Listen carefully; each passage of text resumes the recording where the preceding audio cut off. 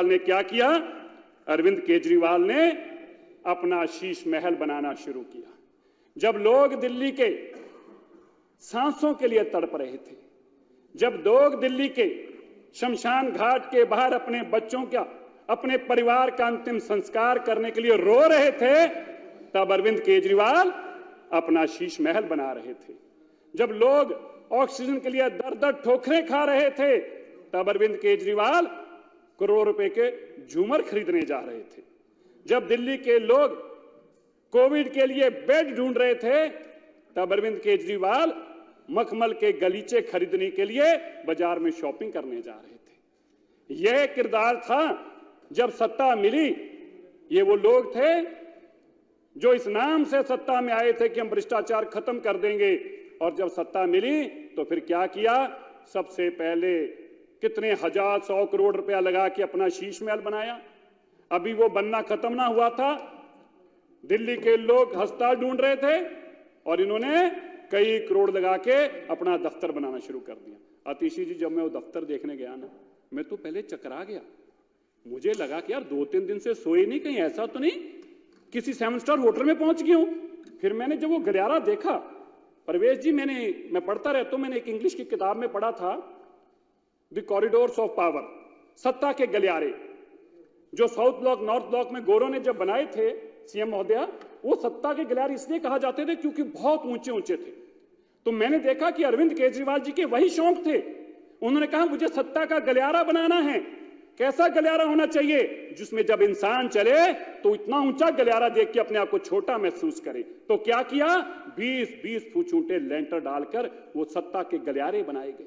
जब हम दफ्तर में घुसकर देखा तो मैंने उसके बाद गूगल किया। मैं आपको सच बता रहा हूं, मैंने गूगल करके देखना चाहा कि सदाम हुसैन, मैंने पढ़ा, गूगल किया कि लग्जरियस सबके ऑफिस अब तक के किसके थे, तो सबसे पहली फोटो आई सदाम हुसैन के दफ्तर की। मैंने देखा यार मिलता जुलता फर्नीचर है, उसी तरह बड़े बड़े कलीन हैं, उसी तरह बड़े बड़े सोफे हैं, उसी तरह बड़े बड़े घर हैं। अरे आप इतना लग्जरियस की आपको आदत थी। हम सबके लिए दुख की बात है कि जब लोग सांसों के लिए रो रहे थे तब शीश महल बन रहा था।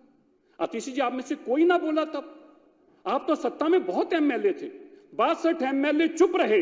आपके इलाकों के लोगों की भी यह शमशान पे लाइनें लगी हुई थी, और तब बिल पास हो रहे थे। शीश महल के बिलों को पास किया जा रहा था, शीश महल के लिए झूमर खरीदे जा रहे थे, शीश महल के लिए कालीन खरीदे जा रहे थे। अरे अध्यक्ष जी, मैं तो ये पढ़कर हैरान हुआ हूं शीश महल का इतिहास। जब लोग अपने माँ बाप, अपने परिवार का संस्कार करने के लिए लाइन में लगे खड़े थे, आपको पता तब केजरीवाल जी क्या कर रहे थे? 80-60 लाख रुपए की जकूजी लगा के गर्म पानी की, उसमें काला चश्मा लगा के ताकि ये गिन वो देख ना पाए, उसके अंदर अरमान फरमा रहे थे। ये काम करने के लिए लोगों ने आपको सत्ता में लेके आए थे। तो दुख इस बात का है जो केंद्र ने आपको पैसा दिया, आप तो नालायक थे ही, आप नालायक थे ही।